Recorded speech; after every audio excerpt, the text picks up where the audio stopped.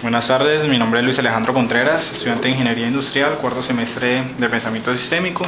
Hoy vamos a exponer el caso de qué es logística mediante el rollo de los recuerdos. Entonces me voy a enfocar principalmente en qué es la logística en una definición muy sencilla. Entonces definimos como logística como el conjunto de eslabones sucesivos para desarrollar un orden lógico. Como vamos a hablar de algo de lógico, entonces quise definir qué era la lógica. Entonces la lógica es el método de razonamientos donde las premisas llevan a las conclusiones. Y pues el logos es la razón como orden explicativo del universo. Entonces lo que podemos ver en el caso de la logística, vimos que fueron los griegos los gestores de la logística y toda esta logística se dio mediante el desarrollo socioeconómico. ¿Por qué? Porque ellos estaban buscando como el aprovisionamiento de víveres, la extensión del comercio más allá de sus fronteras, entonces necesitaban utilizar lo que era la logística. También hablamos de la logística en Roma, que se dio principalmente militarmente. ¿Por qué? Porque pues ellos tenían legiones que eran los que extendían los dominios de los imperios. Para poder manejar todas estas legiones, entonces ellos utilizaban los conceptos de la logística. ¿Y por qué ellos utilizaban la logística? Principalmente era por dos tipos, del tipo económico y el de tipo militar. ¿Y por qué? Porque pues el hombre siempre ha tenido como ese afán de la expansión del territorio, del conocimiento. Entonces, ¿cómo utilizaban todos ellos la logística? Pues lo utilizaban para extender sus fronteras, para la conquista, para arrasar al enemigo, para la colonización. Un claro ejemplo de las culturas anteriores, por ejemplo, los fenicios utilizaron la logística para la invención de la navegación, los romanos, como ya habíamos hablado, para la expansión, los chinos pues utilizaron su logística para la creación de las murallas, con estas murallas es que ellos se defendían, y por ejemplo para nuestras culturas precolombinas era por la creación de sus maravillosas ciudades. Un ejemplo clásico pues de lo que es la guerra y la logística lo vemos en los árabes. ¿Por qué los árabes? Porque los árabes eran los que más rápidamente conquistaban usando la logística. Ellos nos daban por ejemplo un ejemplo que para conquistar la península ibérica ellos solo tardaron 3 años, mientras que para los romanos haber conquistado esa misma península tardaron 300 años.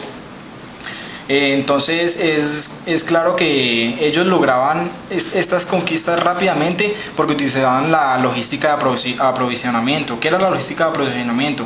Que ellos iban averiguando el estado de los sembrados y por medio de esa información ellos trazaban su ruta para ir por ahí, para llegar a su objetivo, pero trazando esas rutas y conseguir así sus alimentos. Por eso es que sus militantes no morían de hambre ni tenían pérdidas por diferentes tipos.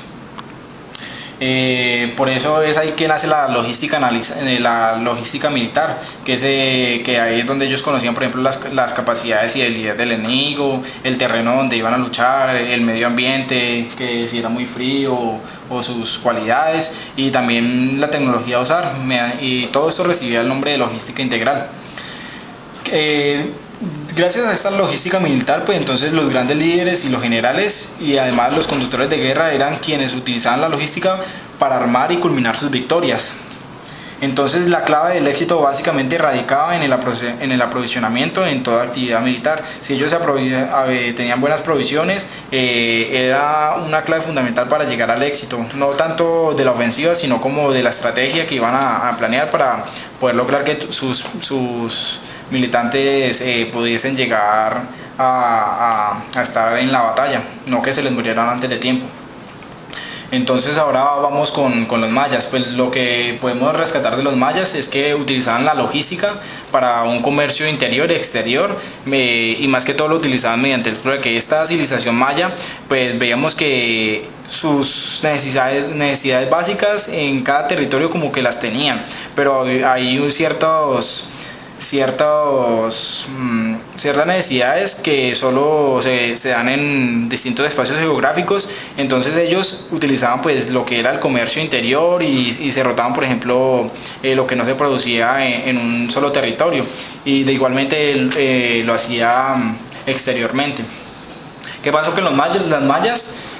Algo bueno es que dividían sus actividades. ¿Cómo dividían sus actividades?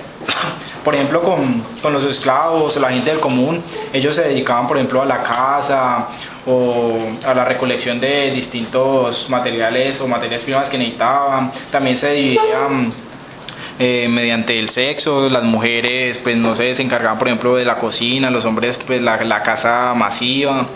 También algo positivo es que ellos se especializaban en una sola actividad, entonces esto hacía que se volvieran más eficaces. O sea, por ejemplo, una sola persona casi toda su vida era, por ejemplo, constructor o leñador, entonces hacía que sus actividades fueran más rápidas y mejores. Porque debido también a la logística, pues a la logística de ahora, pues por eso fue que Hitler dominó Europa, y hoy en día pues lo que utilizamos es el comercio global y también lo utilizamos, por ejemplo, en la movilización de tropas y entre otras cosas. Entonces la logística de ahora evolucionó más que todo debido a dos factores. Primero fue de la Segunda Guerra Mundial y también después de la crisis del petróleo. Esto hizo que se dejara ya a un lado los temas militares y ya se involucrara para hacer de tipo de comercio. Entonces, ¿qué pasaba? Como era una guerra de tipo de comercio, el posicionamiento del mercado era muy importante, y para poder darse el posicionamiento del mercado es por la calidad o el precio, entre otras funciones.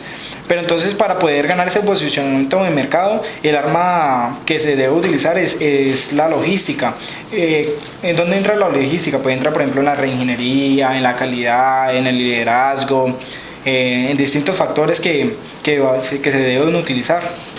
Entonces, ¿qué permite la logística? En estos casos, esta logística permite atender nuevas exigencias del mercado. Va a ser que si el mercado sabemos que es flexible, entonces una empresa también debe ser flexible. Por eso es que las exigencias del mercado pues se van a dar mediante la logística, y obviamente decimos que la logística nunca va a prescindir de personas, siempre tiene que haber al menos alguien que esté detrás de la idea. Entonces ya gracias a lo que se dio el auge como de la globalización y las exigencias del mercado, pues el futuro será que el comercio ya sea un comercio electrónico. Entonces, ¿qué es un comercio electrónico? Pues es una actividad que involucra medios electrónicos para hacer sus negocios. Ya que pues el comercio electrónico pues tanto más que todo internacional es muy complejo, entonces pues se va a necesitar de la logística. Y por eso es que nace el término de la logística, que es la logística del comercio electrónico. Sabemos que la logística del comercio electrónico debe evolucionar a una manera de que pueda atender todas las necesidades del mercado. Entonces es por eso que se da la creación de dos ramas fundamentales, que es del servicio y la información. Por ejemplo, si un cliente por medio de un negocio electrónico necesita que le lleguen antes sus pedidos o que lleguen de tal manera, pues ellos deben tener una rama especializada que sean los servicios, y también otra rama especializada que sea la información. Por ejemplo, cuando necesita saber si al cliente le cumplió sus expectativas, qué es lo que debe mejorar, crear como una base de datos donde siempre esté actualizando sus funciones o qué es lo que están ofreciendo en ese momento.